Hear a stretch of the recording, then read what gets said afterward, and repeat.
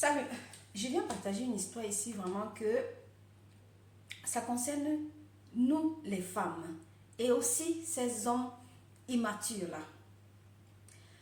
J'ai écouté cette histoire, je mettrai la vidéo après, vous allez écouter, vous me donnerez votre point de vue dans les commentaires. Et donnez-moi vos points de vue, soyez nombreux à donner vos points de vue. La dame, elle dit, est-ce qu'elle est mauvaise pour avoir refusé la garde complète de son enfant? Ça, c'est la question qu'elle a posée. Là, maintenant, je vais donner mon point de vue par rapport à ça. Mais avant ça, je vais vous laisser regarder la vidéo et puis on va en parler. Suis-je mauvaise pour avoir refusé la garde complète de ma fille après que mon mari ait demandé le divorce? Elle a refusé la garde complète de sa fille. Ouais. Elle avait plus de sa fille. Ah, gars. Normalement, tiens, l'instinct maternel, non? Je suis avec mon mari Alex depuis 7 ans, marié depuis 4 ans. Dès le début de notre relation, Alex a toujours été très enthousiaste à l'idée d'avoir des enfants. J'ai toujours été hésitante. J'ai vu à quel point les mères célibataires ont la vie dure. Je me suis promis de ne jamais me retrouver dans cette situation. De plus, je suis ingénieure en informatique, j'aime ma carrière et je ne voulais pas l'abandonner pour devenir mère. Après le mariage d'Alex et moi, ses craintes ont disparu.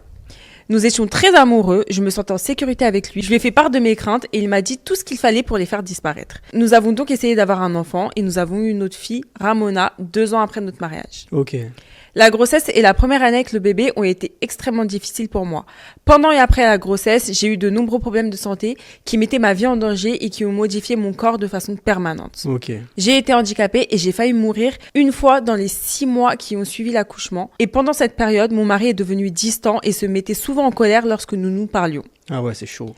J'ai passé beaucoup de temps à l'hôpital et à l'extérieur et j'ai pas pu travailler. C'est donc lui qui s'est occupé du bébé pendant cette période. C'était tout ce que je pouvais faire pour rester en vie et aller mieux en étant si souvent séparée de ma fille et de mon mari. J'ai fini par aller suffisamment bien pour pouvoir m'occuper davantage du bébé, mais après ma sortie de l'hôpital, il m'a à peine adressé la parole. Ok. Je tiens à préciser d'emblée qu'à aucun moment je n'ai négligé notre fille si j'étais capable de m'en occuper.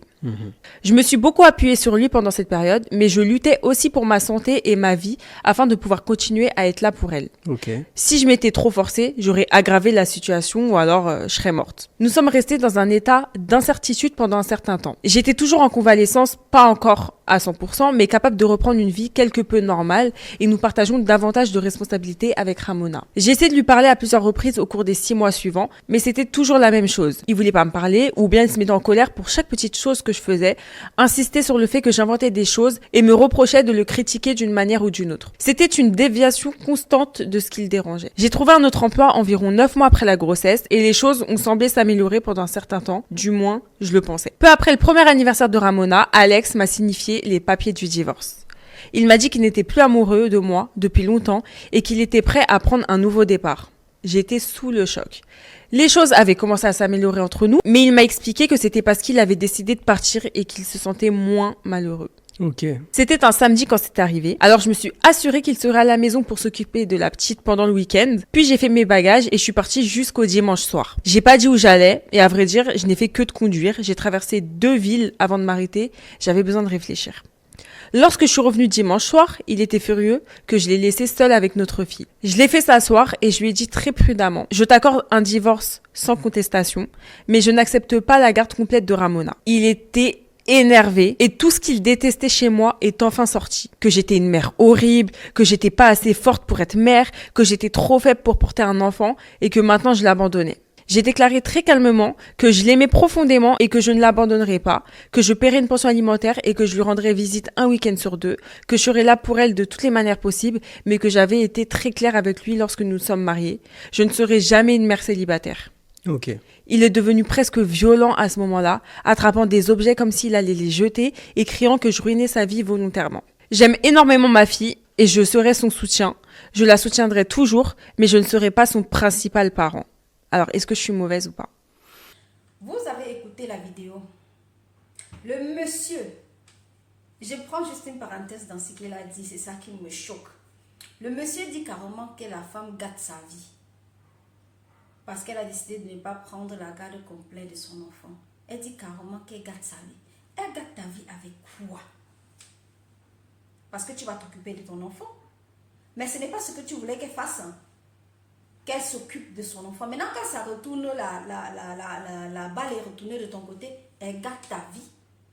Elle gâte ta vie avec quoi?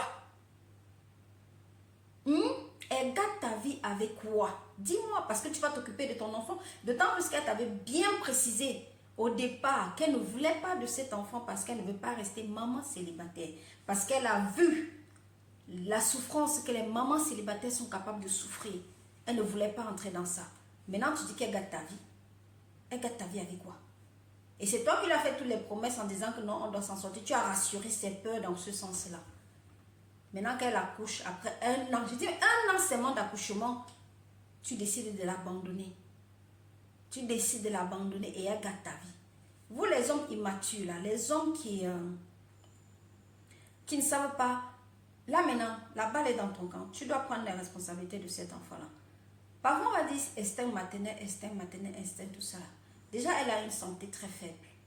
Donc, elle a raison de ne pas prendre à 100% la garde complète de son enfant.